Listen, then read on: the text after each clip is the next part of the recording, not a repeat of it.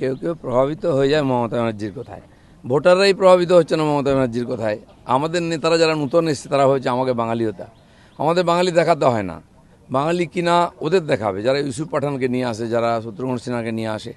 আমরা তো বাঙালি আছি, মাছ খাই, ভাত খাই, আর বাঙালিকে মাছে ভাতে রাখবো, কারণ এখানকার ধানের চাল আর এখানকার মাছ সেটাই আমরা খাবো। মমতা ব্যানার্জি ধান চাষিদের মেরে ফেলেছেন, মাছ চাষিদের মেরে ফেলেছেন, অন্ধ্রপ্রদেশ থেকে মাছ আনান, কারণ এখানে মাছের স্বয়ংসম্বর নয় বাংলা, আমরা সেটা করব।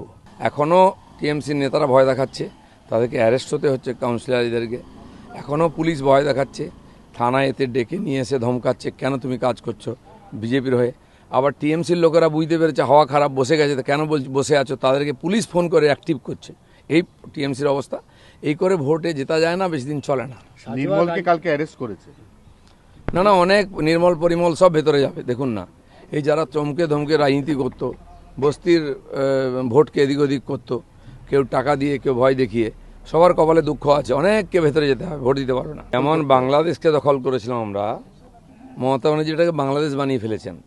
তার কথাবার্তায় বোঝা যায় বাংলা আর ভারতবর্ষে নেই, বাংলাদেশে চলে গেছে।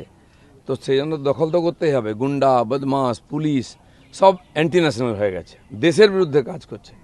তো দেশ তো দরকার হলে শক্তি প্রয়োগ করবে তার ভূমি দখল করার জন্য, আর সেন্ট্রাল ফোর্স এই জন্য আছে যেখানে দেশ বিরোধী গতিবিধি হবে তারা তাকে ঠান্ডা করবে। টিএমসি নিয়ে এসছে, টিএমসির লোক তো টিএমসি ভাষায় কথা বলে ওরা, তো সেই জন্য ভিখারিদের কথা ছেড়ে দেয়। পাসপোর্ট ভিসা এটা ইস্যু করে কেন্দ্রীয় সরকার, তার ইন্টেলিজেন্স সার্জিস আলম এবং তার বাবা, তাদেরকে ভারতে আসার ক্ষেত্রে তৃণমূল কি করবে? এটা তো এজেন্সি ছেড়েছে ওদেরকে। তৃণমূলের বিরোধিতা করেছে কোনোদিন? বড় কথা বলছে।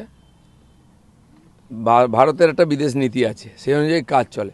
টিএমসির লোকেরা বিজেপির বিরোধিতা করছে, সংসদে বিরোধিতা করছে, তাহলে সব কটাকে ঢুকিয়ে দিতে হয় জেলের মধ্যে। একই ব্যাপার আছে, বাংলাদেশ আর বাংলার কোনো পার্থক্য রেখেছে ওরা? সেই জন্য কেন করছে, কি করছে, মানবাধিকার গ্রাউন্ডে তাদের প্রধানমন্ত্রীকে আমরা জায়গা দিয়েছি, সেখানে কি অসুস্থ হয়ে মরে যায় দেবে? সারা দুনিয়ার লোককে আমরা জায়গা দিয়েছি। বাংলাদেশে কটা লোক আছে সেগুলোকে খাইয়ে পরিয়ে বাঁচিয়ে রাখতে পারবো আমরা। হাইজ্যাক করতে হচ্ছে না, আমাদের নেতা যথেষ্টই আছে, আমাদের লোকেরা যোগ্য অভিজ্ঞ হয়ে গেছে, তারাই ভোট করবে, ভোট জেতাবে, পরিবর্তন নিশ্চিত।